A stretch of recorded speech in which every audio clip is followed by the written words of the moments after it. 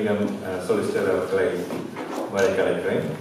அதுக்கு அடுத்ததாக சாதனை மலையாளம் பற்றிய ஒரு ஆங்கில கவிதை இந்த பேச்சுக்கு பிறகு வாசிப்போம்.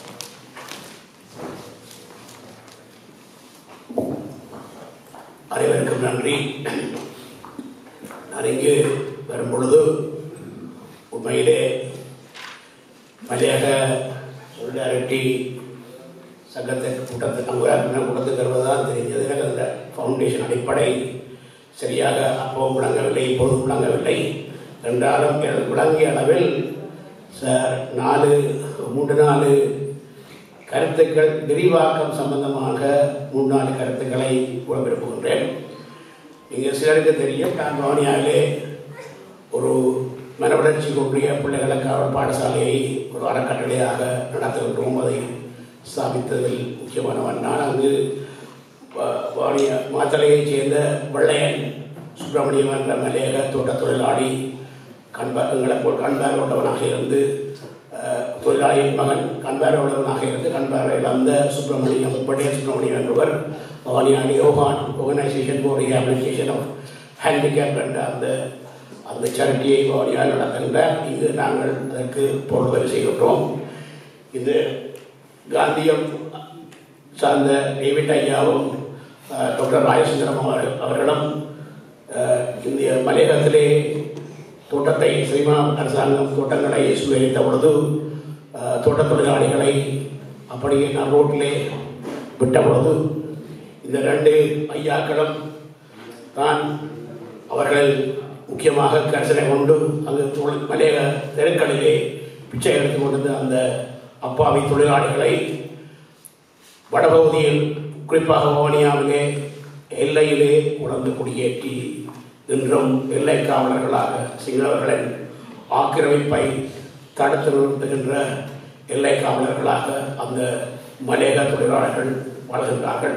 அவர்கள் இன்றுமே மலையகத்தில் எவ்வாறு வாழ்ந்தார்களோ அதே போன்ற ஒரு சூழ்நிலையில் இன்றும் வறுமை கொண்டு கீழே வாழ்கின்றார்கள். இந்த பவானியா மாவட்டத்திலே இருக்கின்ற இந்த கிளிநொச்சி மாவட்டங்களிலே இருக்கின்ற தொழிலாளர்கள் மலையகத்திலே அன்று வாழ்ந்த தொழிலாளர்கள் என்ற நிலைமையில் தான் இன்று இருக்கின்றார்கள். ஆகவே இந்த மலையக சொலிடாரிட்டி என்பது மலையகத்துக்கு மாத்திரமல்ல, மலையக மக்களுக்கு விரிவாக்கப்பட வேண்டும். ஆகவே இந்த அமைப்பிலே இந்த நீங்கள் அமைக்கின்ற நீங்கள் அது ஒரு விரிவாக்கத்தை ஏற்படுத்த வேண்டும். மலையகத்தை அங்கே பதிலை வண்டாரோட கண்டி மாத்திரமல்ல, மலையக தொழிலாளிகள் எங்கு வாழ்ந்தாலும் அவர்களுக்கான இந்த உதவி போய் சேர வேண்டும் என குறிப்பதற்கு இன்னொரு காரணம் உண்டு. இந்த நாட்டிலே இருக்கின்ற ஆலயங்களின் பேர்களை குறிப்பிட விரும்பவில்லை. இங்கு உள்ள ஆலயங்கள் எல்லாமே வட பகுதி மக்களுக்கு, வடக்கு கிழக்கு பகுதி மக்களுக்கு மாத்திரமே உதவி செய்கின்ற ஸ்தாபனங்களாக இருக்கின்றன. இந்த வெள்ளையன் சுப்பிரமணியம் 2007ஆம் ஆண்டு 10 வருஷத்துக்கு முதல் அங்கிருந்து இங்கு வந்து நான் தான் அவரை அழைத்து இங்கு ஒரு ஆலயத்திற்கு காலாவல்ல சண்டே ஞாயிற்றுக்கிழமை காலாவல்ல கொண்டு போய் உதவி கேட்டேன். உதவி செய்வதாக வாக்குறுதி அளித்து 10 வருஷம் முடிஞ்சது. இன்னும் ஒரு காசு கொடுக்கல. ஆனால் எங்கேயோ தாங்கள் சார்ந்த வடகிழக்கு இடங்களில் உள்ள தர்மஸ்தாபனங்களுக்கு உதவி செய்கின்றார்கள். இந்த பவானியாவில் உள்ள அந்த மலையக மக்களை சார்ந்த இந்த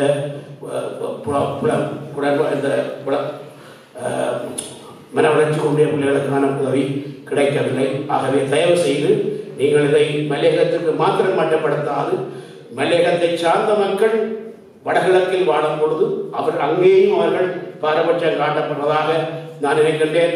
அண்ணன் கனககுமார் இங்கே இருக்கின்றார்கள். அவருக்கு என்னை விட கூட தெரியும். சிறுவனை அவர் சில இதை ஏதாவது மாற்று கருத்தை கூறக்கூடும்.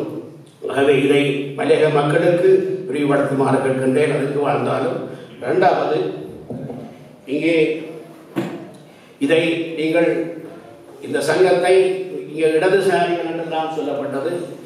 இந்த காலங்காலமாக இந்த இடதுசாரிகளாகவே இருந்து அந்த தங்களை நம்புகிற மக்களை போட்டடித்து வறுமை கோட்டைகளை வச்சிருக்கிறதுக்கான காரணமே எதை எடுத்தாலும் ஒரு போராட்டமாக படிக்கணும்.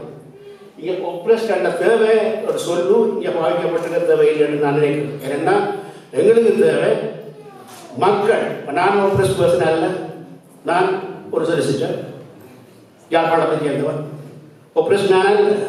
அப்போ நீங்கள் ஒப்ரெஸ் பீப்புள்னு சொல்லி சொல்கிறாங்க, you are eliminating us. So you should not eliminate any people. The name oppressed should be taken out. ஏன்னா வசதி உள்ளவன், படித்தவன், வசதி உள்ளவன், அண்டர்ஸ்டாண்டிங் உள்ளவன் எல்லாரும் அவசியம் வேண்டிய இருக்கீங்களே. ஏதோ அந்த ஒப்ரெஸ்ட் அப்படின்னு சொல்லி போராட்டம் கூட உடைக்கிற மாதிரி ஒரு இனோகிரேஷன் செய்கிறது என்னுடைய கருத்துக்கு ஒரு முரணான விஷயம். அடுத்தது மூன்றாவதாக, இந்த நீங்கள் மலையகத்தில் நான் கனதொழில் செய்த மனுஷன், அதில் ஒன்று வீரகேசரியில் சப்மிட்டாக இருந்தான். வீரகேசரியில் ஜேர்னலிஸ்டாக இருந்த காலத்தில் அப்படி தாராளமாக போக வேண்டியது வேண்டும். எனக்கு வர காரணங்களுக்காக CWC, அசிஸ்டன்ட் காங்கிரஸ் இப்படியான சங்கங்களோடு நான் சேர்ந்து வேலை செய்ய வேண்டியிருந்தது. சென்னன் தொண்டமாண்ட செக்ரட்டரியாக சென்னன் ஒரு நெருங்கின கூட்டாளி.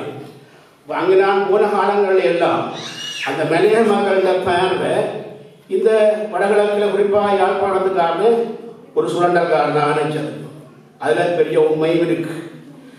திரும்பவும் நீங்கள் இதை திரும்பவும் ஒரு ஒன்றுக்குள்ளே கொண்டு போய் ஒரு ஒரு ஒப்ரெஸ்டாக ஒரு குறிப்பான இயக்கமாக திரும்பவும் அவங்கள ஒரு ஸ்ட்ரேஞ்சராக வச்சு இதை அப்படி செய்யாமல் நீங்கள் மலையகத்துக்கு செய்யுங்க. மன்னிக்கொரு சங்கம் இருக்கலாமா இருந்தால், அளவுடைய சங்கம் இருக்கலாமா இருந்தால், கட்டுவன் குடும்பஸ்ரீ ஏடாலய சங்கம் இருக்கலாமா இருந்தால், மலையகத்துக்கு சங்கம் இருக்கிறது பிரச்சனை. ஆனால் இதை கொண்டு போய் ஒரு ஒப்ரெஸ் மக்களுக்கு நீங்கள் வேறு நாங்கள் வேறு, நீங்கள் எங்கே எதிரிகள் அந்த மாதிரி ஒரு சுச்சுவேஷன் கிரியேட் பண்ணாமல் அங்கே இருந்த அந்த அண்டர்ஸ்டாண்டிங்களை இல்லாமல் பண்ணுறதுக்கு எல்லாரையும் கொண்டு இணையும். இப்போ இதில் இங்கே சரட்டிய வேலையில் ஈடுபடுற கரவத்தியம்மன் கோயில் ஆலயம், ஆச்சியர் கோயில் ஆலயம், இப்படியான ஆலயங்களில் இருக்கிற தர்மகர்த்தாக்கள் உண்மையான சரட்டி வகுதில் இருக்கிறாரான்னு காணிக்கிறேன். அவைகளுக்கு இன்விடேஷன் அனுப்பப்பட்டதாகவும் எனக்கு தெரியல. நான் பார்த்த இமெயில் அந்த லிஸ்ட்டை பார்த்தா எல்லாரும் இந்த ஒப்ரெஷன் கோசம் சொல்லிக் கொண்டிருக்கிற அந்த ஒப்ரெஸ் பீப்புள் மாத்திரம் தான் எனக்கு இருக்கிறாருன்னு தெரியும்.